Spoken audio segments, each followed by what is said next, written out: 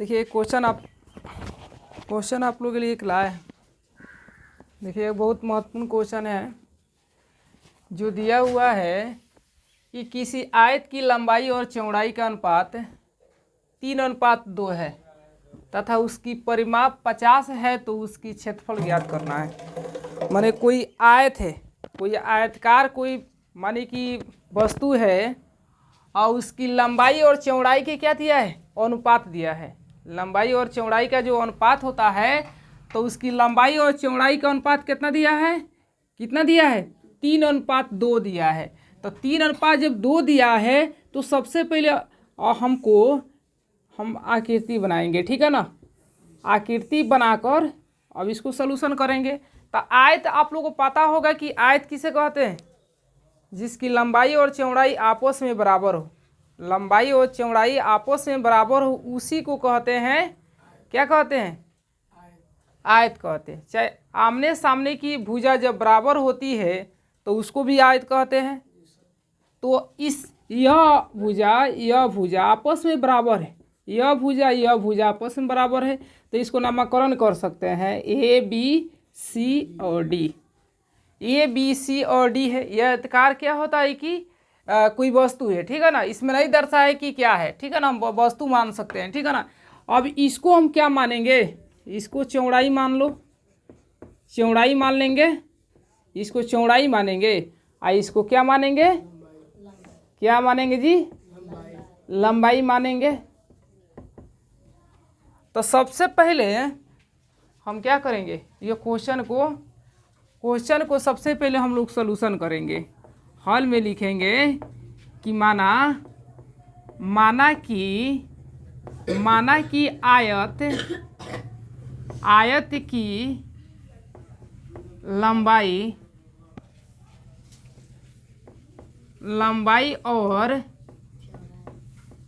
और चौड़ाई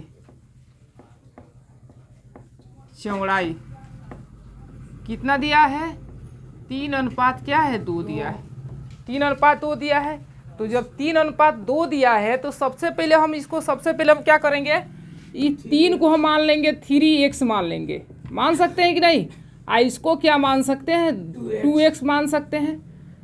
तो इसको क्या माना गया है कि आयत की लंबाई और चौड़ाई जो दिया है तो 3:2 के है तो इसको मान सकते हैं 3x, इसको मान सकते हैं 2x। तो अब क्या हो गया, लंबाई कितना हो गया, 3x हो गया, और चौड़ाई कितना हो गया, 2x हो गया। तो सबसे पहले अब क्या करेंगे, इसलिए अब दिया है आयत की परिमाप, आयत की परिमाप बराबर होता है 2 इंटू लंबाई प्लस क्या होता है, चौड़ाई होता है। तो 2 इंटू लंबाई प्लस चौड़ाई लिखेंगे। तो आयत की परिमाप कितना दिया है, यह कुछ सूत्र है, ठीक है ना। सूत्र को सबसे पहले याद रखिएगा कि आयत की परिमाप होता है 2 इंटू लंबाई प्लस चौड़ाई होता है। तो परिमाप की जगह पर हम क्या लिखेंगे, 50 लिखेंगे, यह 2 लिखेंगे। लंबाई क्या माने हैं, 3x, तो 3x प्लस इसको क्या मानेंगे, 2x मानेंगे। अब क्या करेंगे, अब देखो ये 50 जब है तो इससे हम दोनों में गुना भी कर सकते हैं, इससे दोनों में गुना भी कर सकते हैं। चाहे जब बराबर का चिन्ह और दोनों तरफ क्या होगा, सेम संख्या कटने वाला रहता है ऊपर, तो हम इसके नीचे भी 1 है, इसके भी नीचे 1 है, तो 1 को नहीं लिखा जाता है, ठीक है ना। 1 क्या होगा, हर संख्या के नीचे 1 छिपा रहता है, तो हम इसको नहीं लिखेंगे।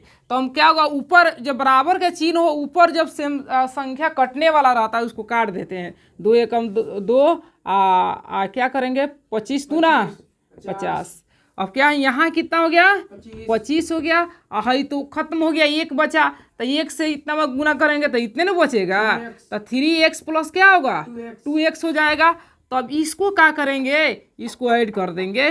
25 बराबर 5x लिखेंगे। अब क्या लिखेंगे, 5x बराबर क्या लिखेंगे, 25। तो x बराबर कितना हो जाएगा, 25/5। तो इसको लिखेंगे 5×25। x के मान कितना आ गया, 5 आ गया, 5 आया कि नहीं।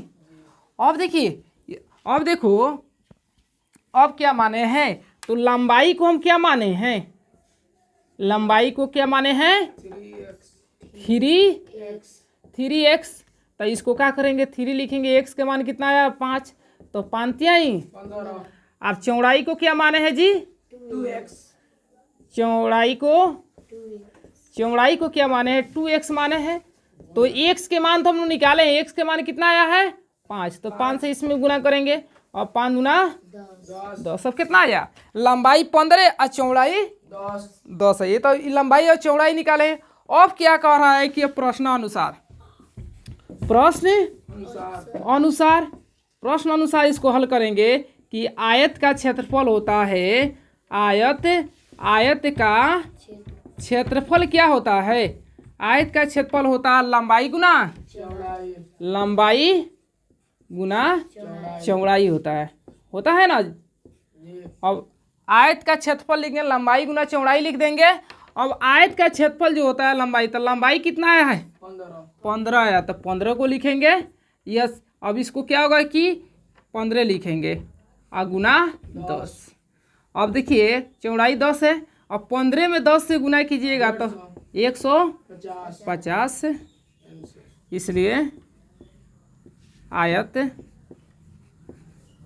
का क्षेत्रफल कितना हो जाएगा जी 150 सेंटीमीटर स्क्वायर। हमारा आंसर यही हो जाएगा। समझ में आया ना। देखिए ये क्वेश्चन आप लोगों को सबसे पहले ध्यान दीजिएगा, बहुत महत्वपूर्ण क्वेश्चन है।